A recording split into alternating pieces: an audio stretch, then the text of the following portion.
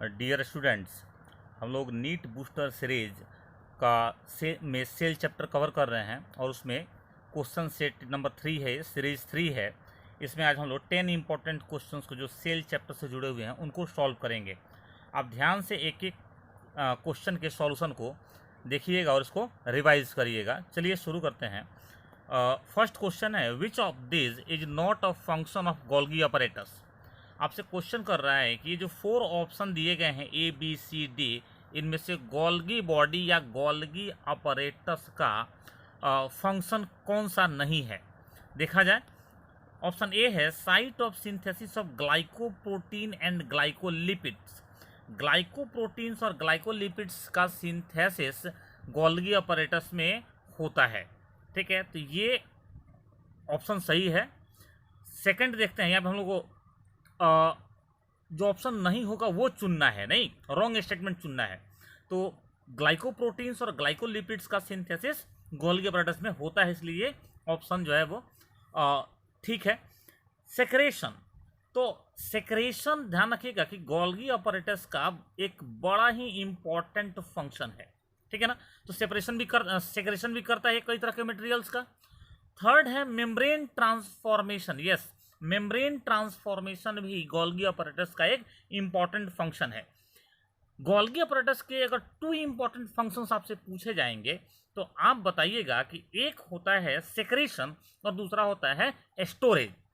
नहीं, कई तरह के मटेरियल्स का सेक्रेशन करता है और कई तरह के मटेरियल्स का ये क्या करता है, स्टोरेज भी करता है।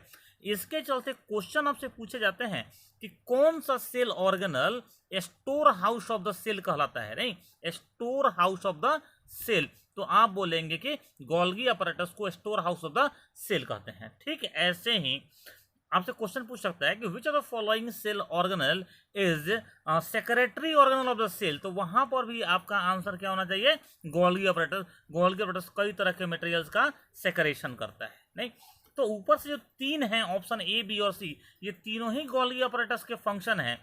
लास्ट ऑप्शन देखते हैं, साइट ऑफ प्रोटीन सिंथेसिस।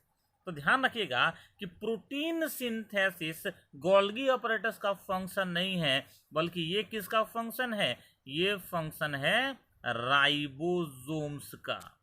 ये फंक्शन किसका है, राइबोसोम्स का। तो हमारा यहाँ पर सही आंसर क्या होगा, कौन सा चारों ऑप्शन में से गोल्गी ऑपरेटर्स का फंक्शन नहीं है, तो आप बोलेंगे site of protein synthesis. Clear. Next question पे आते हैं, question number 2।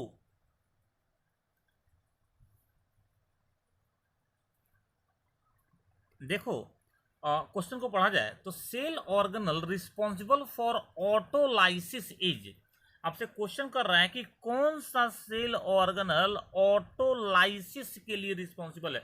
Auto means self, lysis का मतलब होता है किल कर देना, खुद को किल कर देने वाला, खुद को डिजोल्व कर देने वाला कौन सा सेल ऑर्गेनल है। ऑप्शन देखा जाए डिक्टियोजोम्स, पेरोक्सिजोम्स, ग्लाइऑक्सिजोम्स और लाइसोजोम।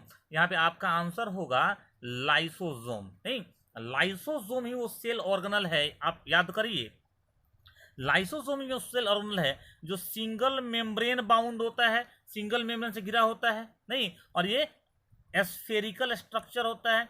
इसके अंदर में कुछ इंजाइम्स होते हैं, इसके अंदर में कुछ इंजाइम्स होते हैं जिनको हम लोग हाइड्रोलाइटिक एंजाइम कहते हैं। हाइड्रोलाइटिक एंजाइम्स, ठीक ना। और ये हाइड्रोलाइटिक एंजाइम्स डाइजेशन का काम करते हैं। कई बार ये जो लाइसोसोम हैं ये क्या करते हैं, तो अपने ही सेल के जो ओल्ड डैमेज्ड या सिक सेल ऑर्गेनल होते हैं उनको डाइजेस्ट कर जाते हैं। इसके चलते लाइसोसोम्स को हम लोग याद करो तो सुसाइडल बैग्स भी बोलते हैं। सुसाइडल बैग्स, आत्महत्या की थैली भी बोलते हैं। नहीं, ये ऑटोलाइसिस के लिए रिस्पॉन्सिबल होते हैं। एक फायदा ऑटोलाइसिस का क्या है, जैसे मान लो कि फ्रॉग का टैडपोल होता है। नहीं, फ्रॉग जो है जब छोटा होता है तो उसका एक पूंछ होता है, इसको हम नहीं, तो फ्रॉग का जो छोटा रूप है उसको टैडपोल बोलते हैं। फिर टैडपोल का जब मेटामॉर्फोसिस मतलब इसका रूप बदलता है तो ये मैच्योर फ्रॉग में कन्वर्ट हो जाता है। ध्यान रखिएगा, मैच्योर फ्रॉग में टेल नहीं होता है। तो ये टेल कहाँ चला जाता है, यही लाइसोसोम ऑटोलाइसिस के द्वारा क्या करते हैं, इस टेल को डिजोल्व कर देते हैं। प्रोसेस को हम लोग मेटामॉर्फोसिस कहते हैं। जब हम लोग का जो टीथ आता है, जो दांत निकलते हैं हम लोग के, तो गम्स से जब बाहर निकलते हैं तो गम्स देखिएगा कि ब्रेक होता है, नहीं तो गम्स के जो सेल्स होते हैं उनको भी डिसॉल्व कौन करता है, लाइसोसोम करता है, ऑटोलाइसिस करता है। क्लियर हुआ ये? और इसलिए हम लोग लाइसोसोम्स को क्या बोलते हैं बताओ, लाइसोसोम्स को सुसाइडल बैग्स भी बोलते हैं। चलिए next question,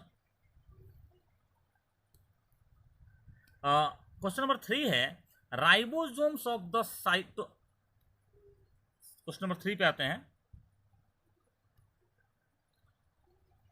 ribosomes of the cytoplasm, chloroplast and mitochondrion are respectively. आपसे पूछ रहा है कि साइटोप्लाज्म में जो राइबोसोम्स होते हैं वो, क्लोरोप्लास्ट में जो होते हैं वो, और माइटोकॉन्ड्रिया में जो होते हैं वो, ये कैसे होते हैं। तो आपको ध्यान रखना है कि सेडिमेंटेशन कोफिशिएंट के हिसाब से अगर देखा जाए तो राइबोसोम्स 2 टाइप्स के होते हैं। नहीं, ये राइबोसोम्स जो होते हैं वो 2 टाइप्स के होते हैं। बोलो कौन कौन सा? एक होता है 70S टाइप का राइबोसोम और दूसरे होते हैं बोलो 80S टाइप के राइबोसोम्स। ठीक है बा? अब पहले आप समझ लो कि 70S टाइप के राइबोसोम कहाँ मिलते हैं और 80S टाइप के राइबोसोम कहाँ मिलते हैं। ये जो 70S टाइप के राइबोसोम हैं, जितने भी प्रोकैरियोटिक सेल हैं बैक्टीरिया, उनमें मिलते हैं। नहीं तो ये प्रोकैरियोटिक सेल मिलते हैं, साथ साथ यूकैरियोटिक सेल के क्लोरोप्लास्ट और माइटोकॉन्ड्रिया में मिलते हैं। एक बार फिर से रिकॉल कर रहे हैं इसको हम लोग। जो 70S टाइप राइबोसोम है ये प्रोकैरियोटिक सेल में मिलते हैं, साथ साथ यूकैरियोटिक सेल के माइटोकॉन्ड्रिया और क्लोरोप्लास्ट में मिलते हैं। ठीक है, आपको याद रखना है। जबकि जो 80S राइबोसोम है ये सिर्फ यूकैरियोटिक सेल के साइटोप्लाज्म में मिलते हैं। अब हम लोग क्या करते हैं, इस आंसर को, इस क्वेश्चन को सॉल्व करते हैं। कह रहा है कि ribosomes of the cytoplasm, chloroplast and mitochondria are respectively. तो सबसे पहले साइटोप्लाज्म है तो 80S होगा, फिर क्लोरोप्लास्ट और माइटोकॉन्ड्रिया, आपको ध्यान रखना है ये यूकैरियोटिक सेल में होते हैं, लेकिन राइबोसोम कैसा, तो 70S। तो यहां पर क्या हो जाएगा, ये ऑप्शन ए तो भाई गलत है। नहीं, यहाँ पे 80S लिखा हुआ है तो ये ऑप्शन गलत है। सेकंड ऑप्शन देखते हैं, 80S किसके लिए, साइटोप्लाज्म के लिए ये ऑप्शन ये ठीक है, 70S क्लोरोप्लास्ट के लिए ठीक है और 70S माइटोकॉन्ड्रिया के लिए ठीक है। इसका मतलब क्या हो गया, ऑप्शन बी हमारा करेक्ट आंसर है। Option C 70S in all ये गलत है और 80S इन ऑल भी गलत है। क्लियर है? नेक्स्ट क्वेश्चन देखते हैं। चलो, Golgi body is associated with, Golgi body किससे जुड़ा होता है। नहीं, कुछ ये पिछले क्वेश्चन से, जो क्वेश्चन नंबर 1 था, कुछ उससे मिलता जुलता क्वेश्चन है ये। Golgi body is associated with, किससे जुड़ा होता है गोल्गी बॉडी, फंक्शन से क्वेश्चन है। Packaging and storage of material, ये बिल्कुल सही बात है। अभी तो आपको बताया था ना कि गोल्गी बॉडीज को store house of the cell कहते हैं, तो स्टोरेज ऑफ मटेरियल तो करता है, ये करेक्ट है। सेल प्लेट फॉर्मेशन, बिल्कुल सही है, ये सेल प्लेट फॉर्मेशन करता है। जब भी सेल डिवीजन होता है तो वहां पर जो सेल प्लेट बनता है उसके फॉर्मेशन में कौन पार्टिसिपेट करता है, गोल्गी बॉडी। तो ये ऑप्शन भी करेक्ट है। सेक्रेशन ऑफ डिफरेंट सबस्टांसेस, अलग अलग सबस्टांसेस का सेक्रेशन, अभी ना बोले हैं secretary organelle of the cell भी पूछेगा तो आप गोल्गी बॉडी का नाम लेंगे, तो सेक्रेशन ऑफ डिफरेंट सबस्टांसेस भी राइट ऑप्शन है। इस हिसाब से देखा जाए तो ये ऊपर वाले जो तीनों ऑप्शन है ए बी सी, ये तीनों ही करेक्ट हैं। तो हमारा आंसर क्या होना चाहिए, all of the above. Clear? Next question, the cell organelle involved in glycosylation of protein is, कहता है कि कौन सा सेल ऑर्गेनल प्रोटीन के ग्लाइकोसाइलेशन में इन्वॉल्व होता है, शामिल होता है। तो आपको पहले ग्लाइकोसाइलेशन समझना चाहिए। ठीक है, कहता है कि कार्बोहाइड्रेट मॉलिक्यूल, ध्यान सुनिएगा, कार्बोहाइड्रेट मॉलिक्यूल जब कभी दूसरे मॉलिक्यूल से अटैच होता है तो उस प्रोसेस को हम लोग ग्लाइकोसाइलेशन कहते हैं। क्लियर हुआ? अब यहाँ पे किसका ग्लाइकोसाइलेशन हो रहा है, कार्बोहाइड्रेट किस मॉलिक्यूल के साथ अटैच हो रहा है, तो प्रोटीन के साथ हो रहा है। नहीं तो कौन सा सेल ऑर्गेनेल प्रोटीन के ग्लाइकोसाइलेशन से जुड़ा होता है, ग्लाइकोसाइलेशन में इन्वॉल्व होता है? यह होता है इंडोप्लाज्मिक रेटिकुलम। क्लियर है? इंडोप्लाज्मिक रेटिकुलम जो RER होते हैं, इंडोप्लाज्मिक रेटिकुलम के सरफेस पर राइबोसोम्स पाए जाते हैं जो प्रोटीन सिंथेसिस करते हैं, और फिर जो एंडोप्लाज्मिक रेटिकुलम है वहां पे प्रोटीन का ग्लाइकोसाइलेशन होता है। क्लियर? नेक्स्ट क्वेश्चन नंबर 6 देखते हैं। The main arena of various types of activities of a cell is, कहता है कि एक सेल के जो डिफरेंट एक्टिविटीज होते हैं, विभिन्न प्रकार के जो एक्टिविटी होते हैं, उसका मुख्य जगह कौन सा है? अरेना का मतलब होता है जगह, नहीं मुख्य जगह कौन सा है। जैसे मान लो ये सेल है, ये सेल, इसको समझा जाए तो सेल का ये हो गया प्लाज्मा मेम्ब्रेन, नहीं, इसी में एक जगह हम लोग माइटोकॉन्ड्रिया बना देते हैं, इसी में बीच में न्यूक्लियस बना देते हैं, ठीक है, और क्या दिया है, और साइटोप्लाज्म। बाकी इसमें जो फ्लूइड हैं उनको हम लोग साइटोप्लाज्म बोल देते हैं, उनको हम लोग साइटोप्लाज्म बोल देते हैं। अब देखो जरा सा, तो जो डिफरेंट एक्टिविटीज सेल में होते हैं वो मेनली कहाँ होते हैं? तो देखो, जो डिफरेंट टाइप के एंजाइम्स हैं वो ढेर सारे एंजाइम्स, प्रोटीन्स, मतलब अमीनो एसिड्स, मोनोसैकेराइड्स, ये सब के सब लिपिड्स के जो कॉन्स्टिट्यूएंट्स होते हैं वो सब के सब कहाँ पाए जाते हैं? आप बोलेंगे कि वो सब के सब साइटोप्लाज्म में पाए जाते हैं। तो जो डिफरेंट रिएक्शंस हैं, सबसे ज़्यादा, ऐसा नहीं बोल रहे हैं हम लोग कि न्यूक्लियस में रिएक्शन ही नहीं होता है, माइटोकॉन्ड्रिया में रिएक्शन ही नहीं होता है, प्लाज्मा मेम्ब्रेन पे कोई रिएक्शन होता है, ऐसा हम लोग नहीं बोल रहे हैं। लेकिन जो मेन साइट है, जो मेन अरेना है सेल के डिफरेंट एक्टिविटीज का, वह होता है साइटोप्लाज्म। क्लियर? चलिए नेक्स्ट क्वेश्चन देखो, यहां पर क्या है कि ये मैचिंग टाइप का क्वेश्चन है, आपको कॉलम ए और कॉलम बी इसमें दिया हुआ है, और कॉलम ए में कुछ पॉइंट्स हैं, कुछ सेल ऑर्गेनेल के नेम हैं, और कॉलम 2 में उनका फंक्शन है। आपको क्या करना है? मैच करना है। एक एक करके चेक करते हैं हम लोग। फर्स्ट ए दिया हुआ है कॉलम 1 में, सैप वैक्यूल। अब जो सैप वैक्यूल होता है उसका फंक्शन क्या है? नहीं, contractile vacuole, food vacuole, air vacuole और एस्फेरोसोम्स। अगर ध्यान से देखो तो ये तो SAP vacuole, contractile vacuole, food vacuole और एयर वैक्यूल, ये सब के सब वैक्यूल्स के टाइप हैं। नहीं, देखते हैं। सैप वैक्यूल जो स्टोर करता है उसमें क्या होता है? तो मिनरल साल्ट होते हैं और न्यूट्रिएंट्स होते हैं। आपको ध्यान रखना है, मिनरल साल्ट्स और न्यूट्रिएंट जो डिजॉल्व होते हैं वाटर में, उसी को हम लोग सैप बोलते हैं। तो एक तो मैच कर रहा है 5 से, ध्यान रखना है कि ए मैच कर रहा है 5 से। अब चलिए बी को देखते हैं। Contractile vacuole, contractile vacuole osmo regulation में के लिए जरूरी होता है। कॉन्ट्रैक्टाइल वैक्यूल भी आपको बताया है कई बार, जो एक्वेटिक ऑर्गेनिज्म होते हैं, माइक्रो ऑर्गेनिज्म, उनके सेल में कॉन्ट्रैक्टाइल वैक्यूल होता है, जो क्या करते हैं? एक्सेस वाटर को बॉडी से बाहर निकालते रहते हैं, वाटर लेवल को बॉडी में मेंटेन करके रखते हैं। तो कॉन्ट्रैक्टाइल वैक्यूल का रिलेशन किससे हो गया? ऑस्मो रेगुलेशन से। थर्ड देखते हैं, फूड वैक्यूल। फूड वैक्यूल में क्या होगा? फूड वैक्यूल में होगा डाइजेस्टिव एंजाइम्स। फूड वैक्यूल में डाइजेस्टिव एंजाइम्स होते हैं। फूड वैक्यूल क्या करते हैं? फूड पार्टिकल्स को डाइजेस्ट करते हैं। कैसे करते हैं तो बोलेंगे, उनके अंदर में डाइजेस्टिव एंजाइम होता है। डी है एयर वैक्यूल।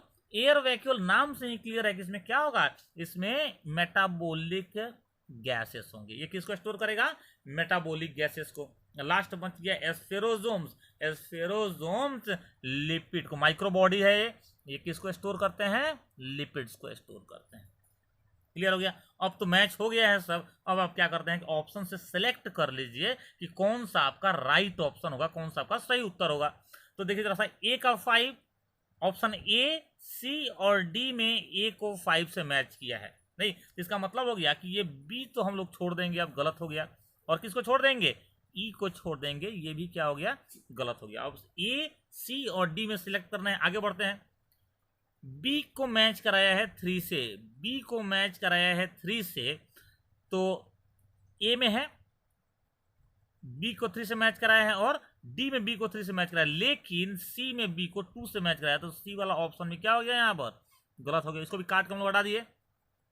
आगे बढ़ के चेक करते हैं, food vacuole content digestive enzyme, C को 1 से मैच कराना चाहिए, सी को 1 से मैच कराना चाहिए। ऑप्शन ए में तो सी को 1 से मैच कराया है, लेकिन ऑप्शन डी में सी को 2 से मैच कराया, इसका मतलब ऑप्शन डी भी गलत हो गया। बिना आगे मूव किए हमको पता चल गया कि हमारा राइट आंसर कौन सा होगा। राइट आंसर है बताओ ए। क्लियर। आगे मूव करते हैं, क्वेश्चन नंबर 8 देखो। क्वेश्चन नंबर 8 देखो, mitochondria and chloroplast are, question कर रहे हैं आपसे, नीट ने पूछा हुआ क्वेश्चन है 2016 में। Mitochondria and chloroplast are, first statement है semi autonomous organelles, second statement है be formed by division of pre existing organelles, formed by division of pre-existing organelles and they contain DNA but lack protein synthesizing machinery। ध्यान से statement को पढ़ना। आगे आपसे question पूछ रहा है कि which one of the following option is correct. ये जो 4 ऑप्शन है ए बी सी डी में से करेक्ट कौन है, तो both A and B are correct, मतलब दोनों स्टेटमेंट सही है। B is true but A is false, मतलब बी सही और ए गलत। देखते हैं, सी कह रहा है कि A is true but B is false, ये भी चेक करते हैं। डी कह रहा है कि both A and B are false, मतलब दोनों ही स्टेटमेंट क्या है, गलत है। स्टेटमेंट ए पर हम लोग थोड़ा सा फोकस करते हैं, इसको देखते हैं। स्टेटमेंट ए है यहाँ पर semi autonomous cell organelles, mitochondria and chloroplast are semi autonomous cell organelles. Check किया जाए ये स्टेटमेंट राइट है या रॉन्ग है। बाबू ये स्टेटमेंट जो स्टेटमेंट ए है ये करेक्ट है। माइटोकॉन्ड्रिया में भी और क्लोरोप्लास्ट में भी, ध्यान रखना है, माइटोकॉन्ड्रिया में भी और क्लोरोप्लास्ट में, दोनों ही में क्या होते हैं, तो सर्कुलर डबल स्ट्रैंडेड डीएनए होता है। ठीक है बात, सर्कुलर डबल स्ट्रैंडेड डीएनए होता है। और सेकंड पॉइंट, इस दोनों में ही अभी पिछले क्वेश्चंस में बात किए हैं कि दोनों में 70s राइबोसोम्स पाए जाते हैं। ठीक है, तो ये डीएनए और राइबोसोम्स के हेल्प से माइटोकॉन्ड्रिया भी और क्लोरोप्लास्ट भी दोनों ही अपने लिए जरूरी कुछ प्रोटीन का सिंथेसिस कर लेते हैं। ठीक है, और इसी रीजन से इनको हम लोग सेमी ऑटोनोमस सेल ऑर्गेनल कहते हैं। तो ये स्टेटमेंट तो बिल्कुल ही करेक्ट है कि mitochondria chloroplast semi autonomous cell organelle है। सेकेंड स्टेटमेंट जो स्टेटमेंट बी है उसको देखा जाए, formed by division of pre existing organelles, यहां तक तो सही है बाबू। माइटोकॉन्ड्रिया और क्लोरोप्लास्ट दोनों ही जो हैं इनमें बाइनरी फिजन होता है। नए माइटोकॉन्ड्रिया या क्लोरोप्लास्ट कैसे बनते हैं, तो इनका डिवीजन हो जाता है और नए नए माइटोकॉन्ड्रिया या क्लोरोप्लास्ट बन जाते हैं। तो पहले से जो सेल ऑर्गेनल्स हैं उनसे इनका फॉर्मेशन हो रहा है by the process of division. तो ये तो स्टेटमेंट आधा सही है जहां तक हम लोग अंडरलाइन किया। आगे देखते हैं, दे कंटेन डीएनए, यस दोनों में डीएनए है, माइटोकॉन्ड्रिया में भी और क्लोरोप्लास्ट में, तो यहां तक भी सही निकला। आगे बट अब देखो यहां से स्टेटमेंट चेंज कर रहा है, but lack protein synthesising machinery, ये वाला पार्ट रॉन्ग है, क्योंकि प्रोटीन सिंथेसिस कर रहे हैं तभी तो इनको हम लोग सेमी ऑटोनोमस सेल ऑर्गेनल कह रहे हैं। तो इतना छोटा सा पार्ट ऐड कर देने से ये पूरा स्टेटमेंट बी ही क्या हो गया, फॉल्स हो गया या रॉन्ग हो गया। अब देखा जाए ऑप्शन के हिसाब से तो हमारा आंसर क्या होना चाहिए, A is true, A true है, A is true but B is false, मतलब आंसर होना चाहिए सी। क्लियर है। नेक्स्ट देखिए, which group of organelles is involved in synthesis of substances needed by cell. कहता है कि which group of organelles is involved in synthesis of substances needed, cell के द्वारा सेल को जिन सब्सटेंसेस की आवश्यकता होती है उसके सिंथेसिस में, उसके संश्लेषण में कौन से सेल ऑर्गेनल शामिल होते हैं। तो लाइसोसोम तो सिंथेसिस में शामिल नहीं होता है, तो ऑप्शन ए तो ऐसे ही गलत हो गया। वैक्यूल भी सिंथेसिस में शामिल नहीं होता, अभी ना देखे हैं 4 टाइप के वैक्यूल का फंक्शन, तो ये भी सिंथेसिस में शामिल होता है, तो ऑप्शन क्या हो गया, गलत हो गया। राइबोसोम्स RER और SCR इंडोप्लाज्मिक रेटिकुलम में दोनों ही और राइबोसोम भी सिंथेसिस में शामिल होते हैं, इसलिए आंसर क्या है, करेक्ट है। नीचे वाले को भी हम लोग रॉन्ग रखेंगे, क्यों रखेंगे? क्योंकि यहाँ भी लाइसोसोम और वैक्यूल दिया हुआ है। तो यहाँ पर राइट आंसर क्या हो जाएगा? सी हो जाएगा। आज का लास्ट क्वेश्चन जो है उसको चेक किया जाए।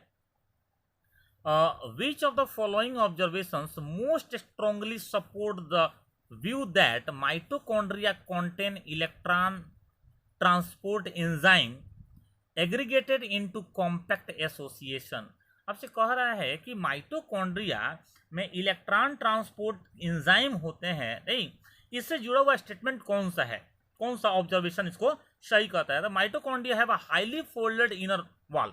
ठीक है, माइटोकॉन्ड्रिया का जो इनर वॉल होता है, इनर माइटोकॉन्ड्रियल मेम्ब्रेन, ये हाईली फोल्डेड होता है, लेकिन इसे कहीं प्रूव नहीं होता है कि उसमें क्या होता है, तो इलेक्ट्रॉन ट्रांसपोर्ट एंजाइम होते हैं। स्टेटमेंट तो रॉन्ग हो गया। नेक्स्ट देखते हैं, disruption of mitochondria yields membrane fragment which are able to synthesize ATP. बोलता है कि माइटोकॉन्ड्रिया मेम्ब्रेन को जब आप ब्रेक करते हैं, डिसरप्ट करते हैं, तो उसके फ्रेगमेंट भी एटीपी सिंथेसिस करते हैं। ATP synthesis electron transport system से, जो इलेक्ट्रॉन ट्रांसपोर्ट एंजाइम होते हैं उनके हेल्प से होता है। ये स्टेटमेंट ठीक लग रहा है। ठीक है, आगे देखते हैं। A contractile protein capable of utilizing ATP has been obtained from mitochondria। ये irrelevant है। अगला स्टेटमेंट है, mitochondria in animal embryos have a tendency. ये भी एनिमल एम्ब्रियोज में लेके गया, नहीं, ये भी इरिलेवेंट है। तो हमारा आंसर क्या होगा? 10 का बताओ, बी आंसर होगा। ठीक है, तो हम लोग आज का जो टॉप 10 क्वेश्चन जो सिलेक्ट किया था उसके सॉल्यूशन को डिटेलिंग के साथ कवर कर लिए हैं। आप एक दो और सेट में इसमें दूंगा, उसके थ्रू आपका ये चैप्टर कवर हो जाएगा। फिर हम लोग आएंगे सेल डिवीजन में या फिर बायोमॉलिक्यूल में। इसको अच्छे से रिवाइज करिए। Good luck, run faster for better life. Thank you.